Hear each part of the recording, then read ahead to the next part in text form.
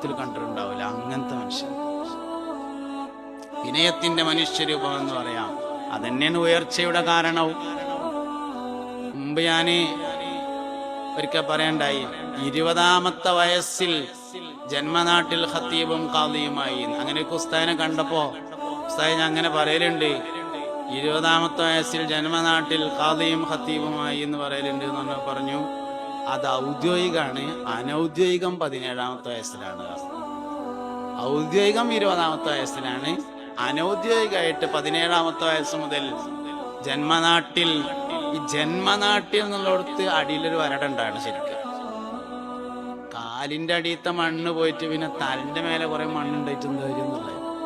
ജന്മനാട്ടിൽ 17ാമത്തെ വയസ്സ് മുതൽ ഖത്തീബും, 20ാമത്തെ വയസ്സ് മുതൽ ഔദ്യോഗികമായി ഖാദിയും, മരിക്കോൾ അങ്ങനെ തന്നെ എന്നതാണ് ഷെയ്ഖുൽ ജാമിഅ സമസ്ത കേരള ജമിയത്തുൽ ഉലമയുടെ general secretary professor K Alikkutty Musliyar എന്ന നമ്മുടെ ഉസ്താദ്. അല്ലാഹു ദർജ ഉയർത്തി കൊടുക്കട്ടെ.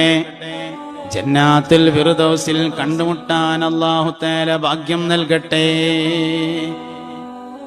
എത്ര വിഷയന്മാരാ.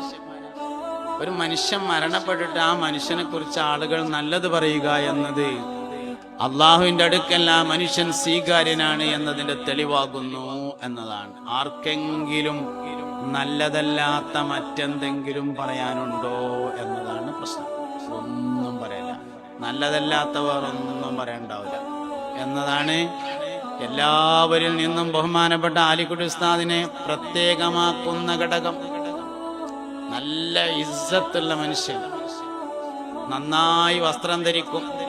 ഞാൻ അങ്ങനെ വസ്ത്രം ധരിക്കുന്ന വേറൊരാളെ പിന്നെ കണ്ടത് അസ്ഹരി തങ്ങൾ പാപ്പാനെയാണ്. നന്നായി വസ്ത്രം ധരിക്കും. രോഗത്തിൽ കിടക്കുന്ന സമയത്തും രാവിലെ എഴുന്നേറ്റ് കുളിച്ച് നല്ല ഡ്രസ്സ് മാറ്റി തലപ്പാവ് ധരിച്ച് കോട്ടൊക്കെ ഇട്ടിട്ടാണ് പേരേലിരിക്കുക അസ്ഹരി തങ്ങൾ പാപ്പ.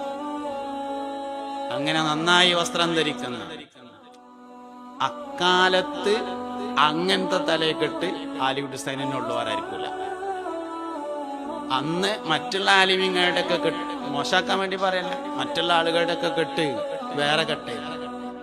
അങ്ങനെ മനോഹരമായ ഒരു കെട്ട് അക്കാലത്ത് ആലിക്കുട്ടി ഉസ്താദിന് മാത്രമേ ഉള്ളൂ. പിന്നെ പല നിലക്കുള്ള തലകെട്ടുകളൊക്കെ വന്നിട്ടുണ്ടെങ്കിലും അന്നത് ആലിക്കുട്ടി ഉസ്താദിന് മാത്രം അവകാശപ്പെട്ടതാണ്. മനോഹരമായ വാലോടുകൂടിയുള്ള ഗരിമയുള്ള ആ തലപ്പാവ്.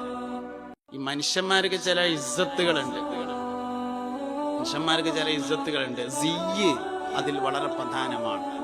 ഓരോ മനുഷ്യനും ആ മനുഷ്യനോടനുസരിച്ച സിയ്യ് വേഷം സ്വീകരിക്കുക എന്നത് വളരെ പ്രധാനപ്പെട്ട കാര്യമാണ്.